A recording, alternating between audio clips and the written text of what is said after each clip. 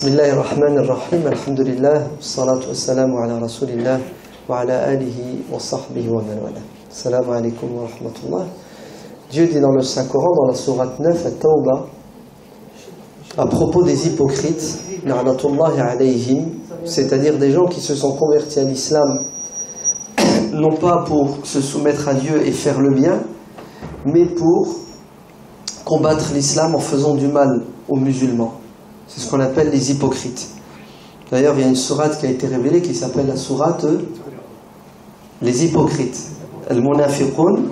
Et effectivement, la sourate Tawbah aussi parle des hypocrites et dévoile les hypocrites. On appelle al-fadiha aussi, celle qui les démasque, qui met au grand jour leur perfidie, leur hypocrisie.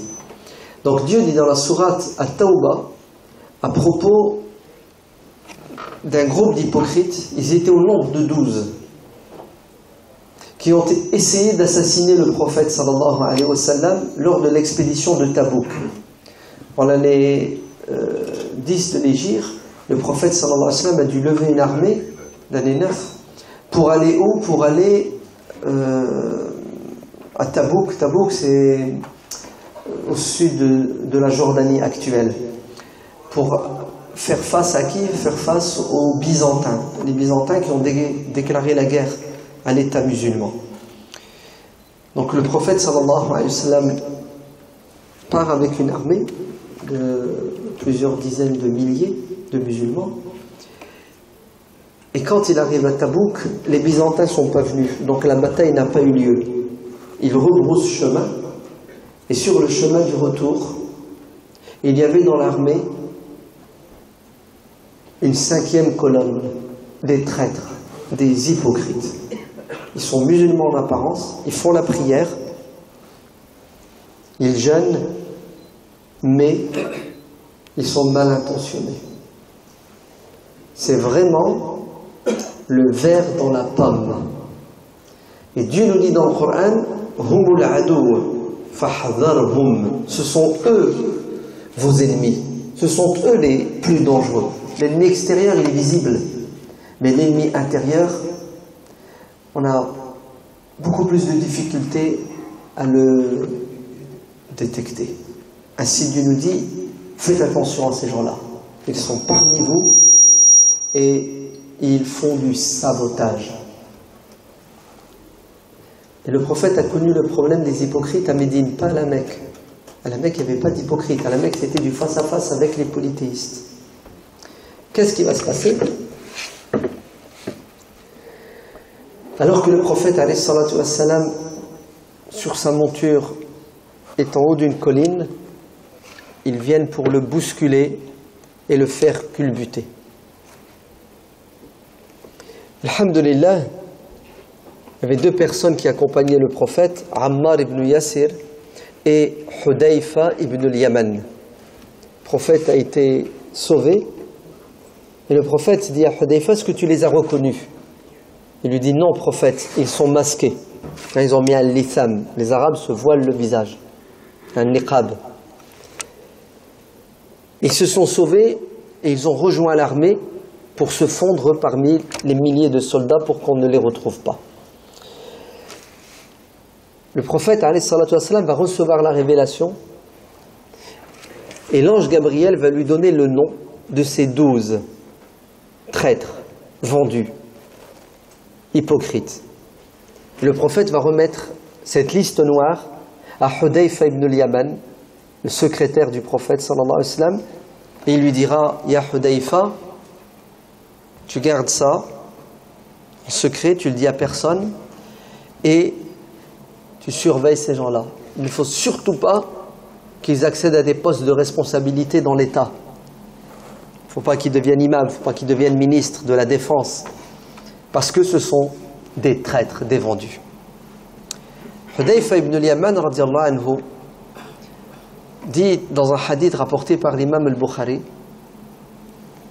les gens questionnaient le prophète sur le bien pour le faire, moi je le questionnais sur le mal pour éviter de le faire.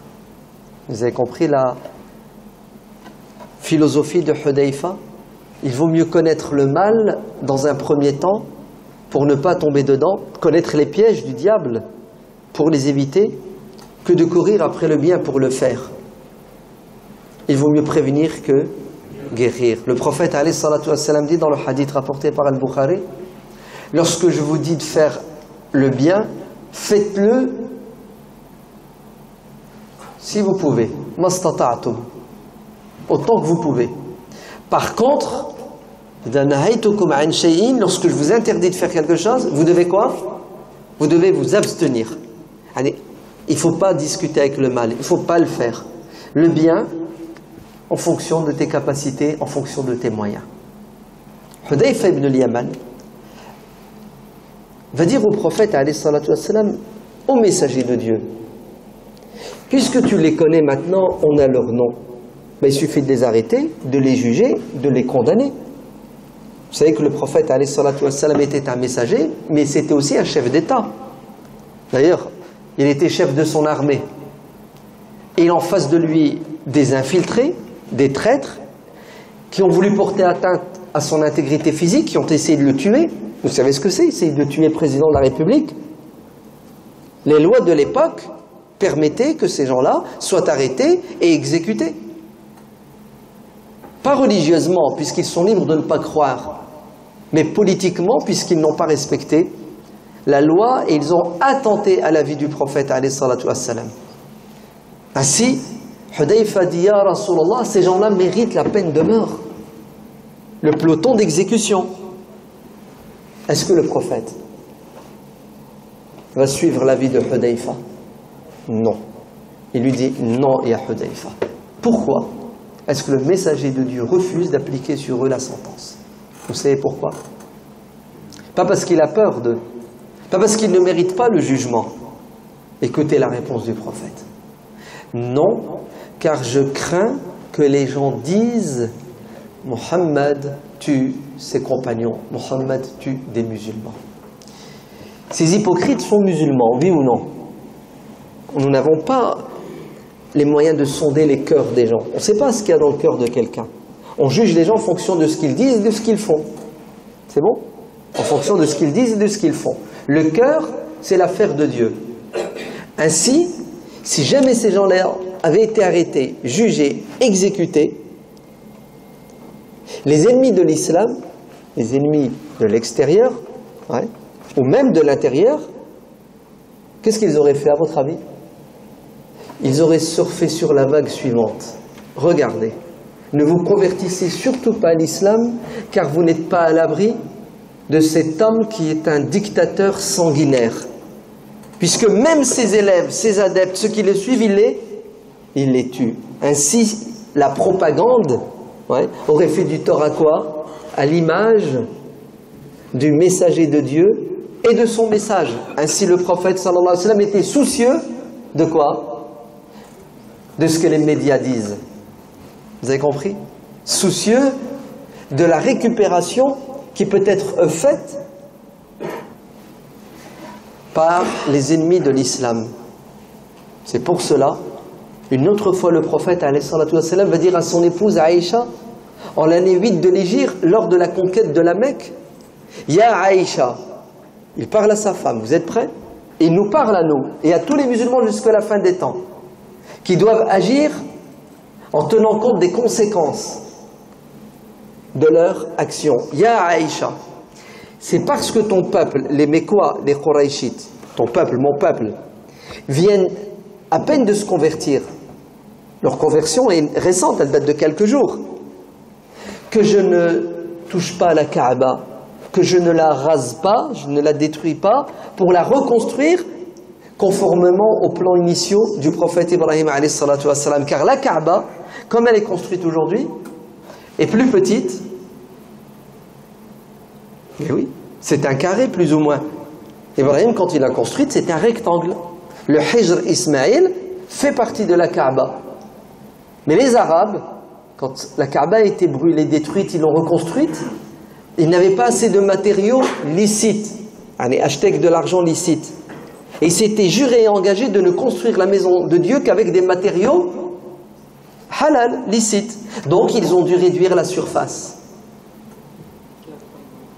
Ils n'avaient pas les moyens halal, ils avaient les moyens haram, les moyens halal.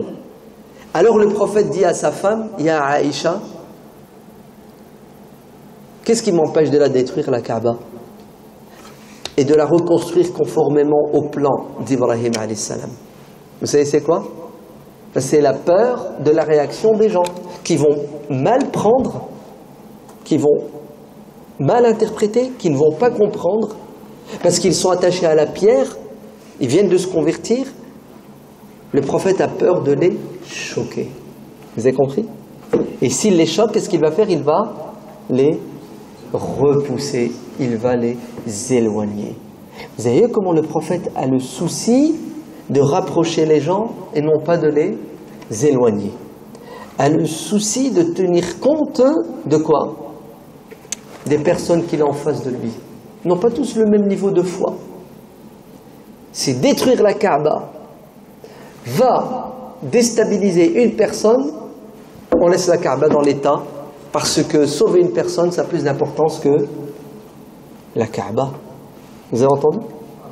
La preuve, Hudayfa ibn al-Yaman, toujours lui, raconte dans le Sahih de l'imam Muslim qu'il était avec son père Husayl et qu'il se dirigeait vers Médine, et ils ont été interceptés par l'armée Quraïchite, les terroristes de la Mecque, qui ne supportaient pas l'islam. En l'année 2 de l'Hégire, ils ont décidé d'aller à Médine pour tuer le messager de Dieu. Ils arrêtent Hudayfa et son père et lui disent: où allez-vous? On va à Médine. Très bien, vous allez rejoindre Mohammed pour l'aider, pour nous combattre. Hudayfa dit: non, pas du tout. Pas du tout, vous vous trompez. Entre nous, maintenant qu'il sait que les Qurayshites vont aller à Médine, il est évident qu'en tant que musulman, il va tout faire pour rejoindre Médine, pour être aux côtés du prophète. Oui ou non? Mais il ne va pas leur dire quand même, non? Vous savez ce qu'ils lui disent?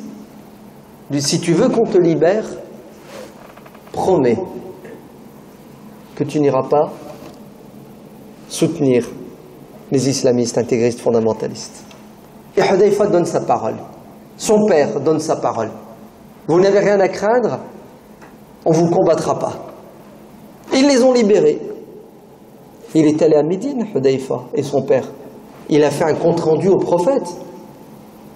Le prophète se prépare pour partir arrêter cette armée de terroristes. Hudayfa, lui aussi se prépare pour partir. Le prophète l'arrête et lui dit: non, tu viens pas avec moi, ni toi ni ton père. Pourquoi, prophète? Attends, ils viennent pour nous tuer, je vais quand même pas rester ici. Tu restes où tu es. Prophète, ils sont nombreux, ils sont plus de 1000. Oui, je le sais, mais tu leur as donné ta parole. Si jamais tu viens avec nous, qu'est-ce qui va se passer? BFM TV, en direct de Badr, va faire quoi? Va faire? C'est bon, vous avez compris? Regardez les musulmans, ce sont des traîtres, ils n'ont pas de parole. Ainsi le prophète alayhi salatu wassalam est à cheval sur ce principe. Vous savez lequel? L'image de l'islam est fondamentale et importante. Et on n'a pas le droit de la salir. La réputation de l'islam, du messager, est fondamentale et importante. Le musulman ne doit pas tenir de propos, ne doit pas faire des actes qui vont remettre en question quoi? Même s'il a raison. Vous avez compris? Même s'il a raison. Non? Vous n'avez pas compris? Quand il a tort, c'est évident qu'il ne doit pas désobéir à Dieu. Mais même lorsqu'il a raison, même si ce qu'il veut faire est juste et bon, il doit penser aux conséquences. Si les conséquences sont graves, si ça va porter préjudice à quoi? À l'image de l'islam, qu'est-ce que tu dois faire? Tu dois t'abstenir. Ouais. Parce que l'image de l'islam n'a pas de prix. Pourquoi l'image de l'islam n'a pas de prix? Parce que l'ennemi va récupérer tes actes, tes paroles, pour faire de la propagande islamophobe en disant: regardez, les musulmans sont des voleurs, les musulmans sont des tueurs, les musulmans font, Et automatiquement, les gens vont avoir peur de l'islam, vont détester l'islam, vont fuir l'islam. Et le prophète sallallahu alayhi wa sallam a dit dans le hadith rapporté par Al-Bukhari, il y a encore parmi vous des gens qui font fuir. Il y a parmi les musulmans, malheureusement, une minorité d'individus qui agissent sans tenir compte des conséquences de leurs actes, si bien que ça a un impact sur quoi? Sur tous les musulmans, sur l'image de l'islam. Vous voulez des exemples précis? T'en veux un?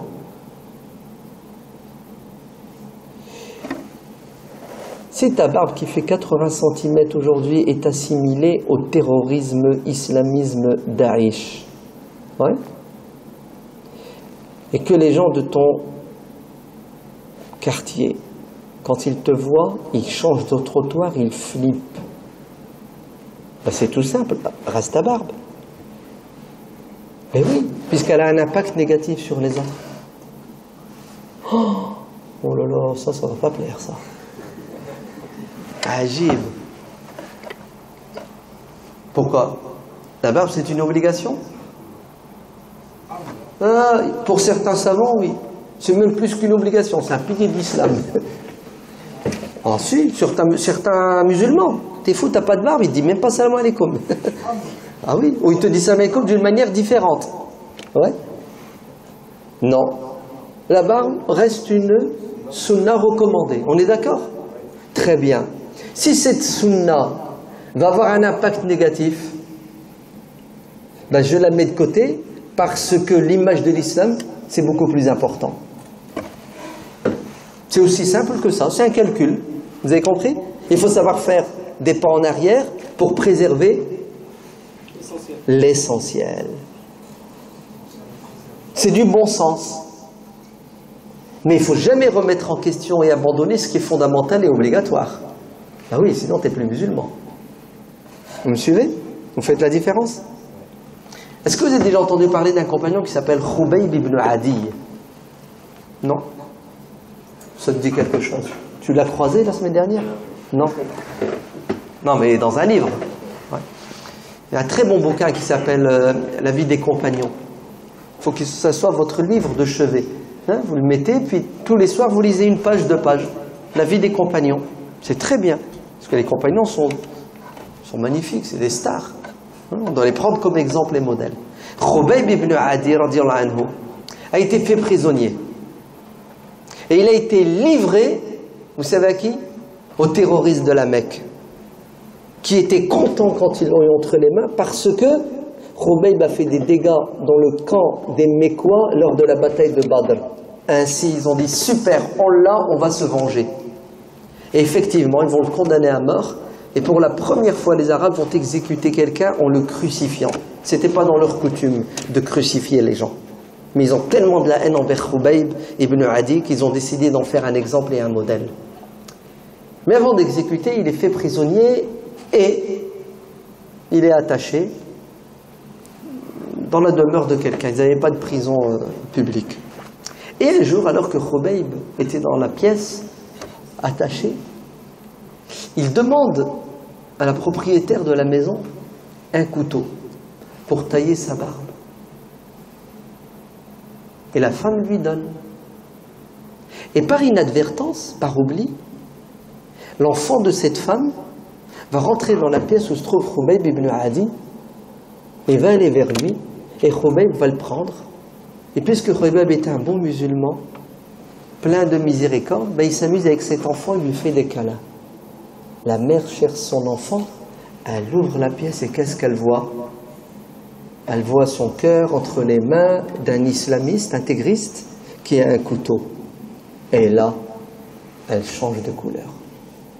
Khubayb la regarde et lui dit: n'aie crainte, n'aie pas peur. Nous ne sommes pas des terroristes. On ne tue pas les enfants. Allez, va mon petit, va vers ta mère. Vous savez ce que dira cette femme qui se convertira à l'islam par la suite? Elle dira: Khubayb était prisonnier chez moi. Voilà ce qui s'est passé. Il aurait pu tuer mon enfant ou le prendre en otage pour se sauver. Mais il ne l'a pas fait.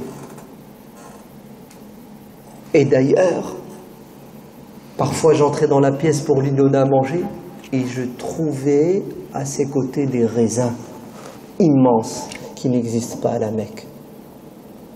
Et c'est ce qui va la pousser à devenir musulmane. Khubayb, le jour J, est arrivé pour l'exécuter. On va lui dire, ya Khubayb, t'es fou. T'es ici, là, tu vas bientôt mourir. Alors que ton prophète, il est peut-être chez lui, assis dans son sdala, en train de regarder la télé, avec un jus d'orange. Ouais. Elle était bête. Vous savez ce qu'il a dit? Il a dit, je ne pourrais même pas m'imaginer d'être chez moi, assis avec ma femme et mes enfants, et le prophète quelque part, et une épine le touche. Vous avez compris?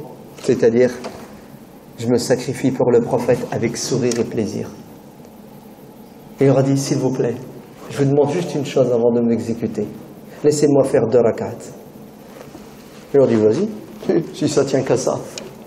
Et il a fait les 2 rak'at et ensuite ils l'ont exécuté. Qu'est-ce qu'on doit retenir de ce hadith? On doit retenir de ce hadith que Khubayb ibn Adi n'était pas un terroriste sanguinaire. Il n'a pas pris en otage l'enfant, il ne s'est pas vengé, il n'a pas dit je vais le tuer puisqu'ils vont me tuer. Vous voyez que le prophète n'a pas éduqué ses compagnons dans la haine, dans le terrorisme. Au contraire, malheureusement, les ennemis de l'islam vont utiliser les actes ignobles de certains musulmans pour jeter l'anathème sur tous les musulmans. Si un musulman vole, tous les musulmans sont des voleurs. Si un musulman tue un innocent, tous les musulmans sont des tueurs. C'est ce qu'on appelle l'essentialisme. On met tout le monde dans le même sac. Mais le problème, c'est qu'il y a parmi nous des tueurs, des voleurs. Et oui, il faut le reconnaître, non? Il y en a ou il n'y en a pas? Pourquoi? Les musulmans sont des saints? Les musulmans ne commettent pas d'erreurs? Vous savez qu'en enfer, il y aura pas mal de musulmans pour payer la facture, la désobéissance à Dieu. Ainsi, notre prophète, alayhi salatu wassalam, n'a jamais enseigné la haine, le crime. Il a enseigné la justice.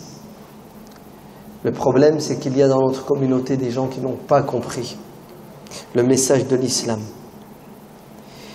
Et généralement, ces gens-là, ouvrez vos oreilles, sont des gens qui ont des problèmes psychologiques, des problèmes sociaux, même des problèmes familiaux. Des gens qui ne sont pas stables et qui trouvent refuge dans la religion, comme des autres trouvent refuge dans la drogue, dans l'alcool ou dans des sectes. Et ils vont interpréter des passages de la religion, que ce soit du Coran ou de la Sira, pour répondre à leur quoi? À leur désir, à leur besoin de haine et de vengeance. Est-ce que vous savez que certains de ces musulmans sont sincères? Ils pensent faire le bien. Ils pensent qu'en faisant ce qu'ils font, ils vont gagner le paradis et se rapprochent de Dieu. Pas mal d'ailleurs de ces musulmans sont victimes. Victimes de quoi? Victimes de gourous. Victimes de religieux qui sont eux-mêmes malades. Victimes de religieux qui ont une compréhension de la religion qui est dangereuse. Et ça existe. Moi, je me souviendrai toujours, chez nous, dans le Nord, il y avait un imam, et c'est lui qui va planter la graine de l'intégrisme chez nous, dans le Nord. Le mec, il faisait des discours de haine. Et en vérité, celui qui connaît son passé, il comprend que la religion n'est qu'un écran qui cache des troubles. Quels troubles? Quand il était enfant, ses parents ont été exécutés devant lui. Son père et sa mère ont été tués par l'armée française en Algérie. Mais qu'il est traumatisé. Il a la haine de la France parce que la guerre d'Algérie ne veut pas le quitter. Et qu'est-ce qu'il va faire à votre avis? Il va trouver refuge dans le Coran, dans la Sunna, et il va quoi? Il va interpréter le Coran et la Sunna pour qu'ils aillent dans son sens. Et c'est vrai que le Coran, parfois, tu peux lui faire dire ce que tu veux. Et bien entendu, tu omets l'autre partie qui contredit ton interprétation, parce que tu as un préjugé. Donc, écoutez bien. Il y a beaucoup de musulmans qui commettent des crimes au nom de la religion qui sont sincères, mais la sincérité ne suffit pas. Il faut que tu sois sincère et que tes actes soient conformes à la volonté de Dieu. Mais vous avez certains musulmans qui appellent à la haine et qui commettent des crimes. Vous savez pourquoi? Parce que ce sont des hypocrites. Ce sont des hypocrites qui sont parmi nous et qui ont comme objectif de semer la zizanie, la fitna dans la communauté. Oui, il y a dans notre communauté des gens qui sont malhonnêtes. Et vous allez tout de suite avoir un exemple clair, net et flagrant. Il y a quelques années, en Russie, Alexandre Litvinenko, qui est un lieutenant-colonel de l'armée russe, spécialiste du renseignement, le FSB, il va faire une conférence de presse avec 3 de ses collègues qui sont cagoulés pour qu'on ne les reconnaisse pas, et lui, non. Lui, il a parlé à visage découvert. Et vous savez ce qu'il va dire? Il va dire que les attentats commis en Russie et qui ont fait des dizaines de morts ne sont pas l'œuvre des Tchétchènes. Ce sont les services russes qui les ont commis. Vous entendez? Pour justifier la répression en Tchétchénie. Alors il est bien placé pour dire ça. Lieutenant-colonel. Alors bien entendu, c'est ce qui va lui arriver. Il va être arrêté. Ça c'est ce qu'on appelle des secrets défense. Ça se dit pas. D'accord? Il va être arrêté, il va être emprisonné. Ils vont trouver un terrain d'entente avec lui, puisqu'il est devenu désormais un opposant, avec les autorités, pour qu'il sorte de prison à condition qu'il se taise et qu'il ne quitte pas le territoire russe. Et vous savez ce qu'il va faire? Dès qu'il va sortir de prison, il va se sauver. Et il va venir en Angleterre, où il devient réfugié politique. Et il fait quoi votre avis en Angleterre? Et il balance. Il donne les dossiers. Voilà ce que fait le KGB, le FSB. Et vous savez très bien que ces gens-là n'ont pas de limite. Ils sont sans foi ni loi. Ils n'ont pas de morale. Ils ont une religion. C'est la réelle politique. Là où se trouve l'intérêt supérieur, des supérieurs, les nantis, vous trouvez ces gens-là qui sont capables de tout faire, aller tuer des innocents, vous avez compris? Éliminer, mais de sang-froid. Et pas de problème, ils vont éliminer même des enfants. L'homme, la femme et la famille. Alexandre Mskin, il est en Angleterre, et un jour il reçoit un coup de fil de 2 de ses anciens collègues qu'il rencontre. Il se voit dans un restaurant, et il parle de tout et je ne sais trop de quoi. Il rentre chez lui, et là, il a des douleurs horribles. Il va aux urgences, et vous savez qu'est-ce qu'on découvre? On découvre qu'il a été empoisonné. Ils l'ont empoisonné au polonium. Polonium, ouais. Et Alexandre va fondre. Ah, tu ne peux plus le récupérer. 3 jours avant de mourir, il dit à son père: papa, quand je serai mort, tu m'enterres au cimetière musulman, car je suis musulman. Alexandre Litvinenko s'était converti à l'islam. Il a caché sa conversion. Alexandre Litvinenko a été assassiné parce qu'il a donné des informations hyper secrètes, hyper sensibles. Alexandre Litvinenko, rahimahullah, en avait marre de l'hypocrisie de Poutine et de tous les autres. D'ailleurs, Poutine n'a pas de limite dans l'hypocrisie, puisqu'il annoncera la mort d'Alexandre Litvinenko en disant « on a perdu un grand homme alors que c'est lui qui l'a tué via l'empoisonnement ». Mais c'est ça. Il te tue et il pleure sur ta tombe. Ils n'ont pas de limite. La preuve, regardez ce qu'il a fait en Tchétchénie, Monsieur Poutine. C'est des dizaines et des centaines de milliers de personnes qu'il a éliminées, tuées. Mais de sang-froid, vous ne pouvez pas savoir à quel point. Ça s'appelle la colonisation, et la colonisation n'a pas de limite. Et Alexandre va donner beaucoup d'informations. Et l'une des informations qu'il va lâcher, qui est la plus terrible, c'est qu'il va donner des noms d'espions. Des espions russes, des espions arabes, des Arabes qui travaillent pour les Russes, des espions musulmans, des musulmans qui travaillent pour le KGB, le FSB, des musulmans traîtres, des vendus, des hypocrites, qui vont quoi? Qui vont combattre l'islam en essayant de tuer le prophète en le bousculant, en se cachant derrière la religion. Vous me suivez? Il va donner le nom, bon, c'est celui qui est le plus connu, mais il y en a d'autres, d'un homme qui, depuis 1998, combat l'islam en tant qu'infiltré, en tant que traître, en tant qu'hypocrite.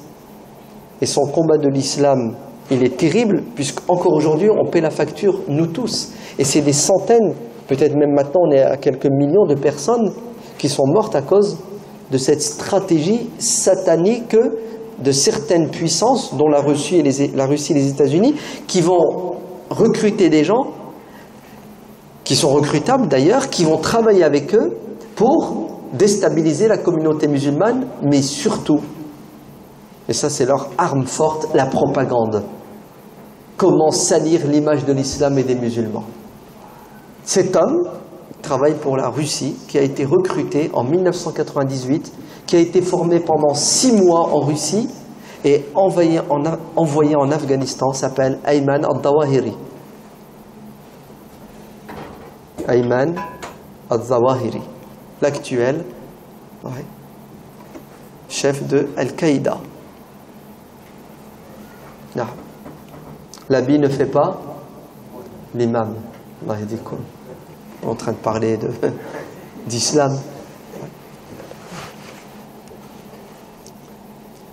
Et il est à l'origine de cette fameuse fatwa qui dit que il est permis de tuer les juifs et les chrétiens. Il n'y a aucune limite. Leurs femmes et leurs enfants sont licites. Tout est permis. Un contre-pied à 1400 ans d'islam, de droit musulman, où le prophète, alayhi salatu wassalam, le Coran dit «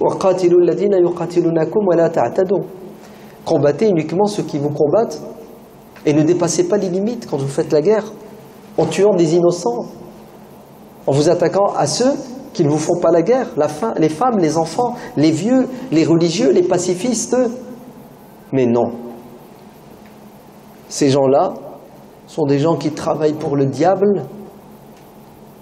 Ce sont des gens qui ont pour mission de déstabiliser la communauté musulmane, de jeter l'anathème sur les musulmans. Et ce n'est pas la première fois que c'est arrivé dans le monde musulman. D'ailleurs, ça continue encore aujourd'hui. Regardez, un haut responsable du renseignement français. Tapez sur Internet, vous allez voir. Il dit, les 5 premiers responsables de Daesh n'ont rien à voir avec l'islam, ne sont pas des islamistes, ne sont pas des musulmans pratiquants. Ce sont des anciens du parti athée, El-Ba'ath.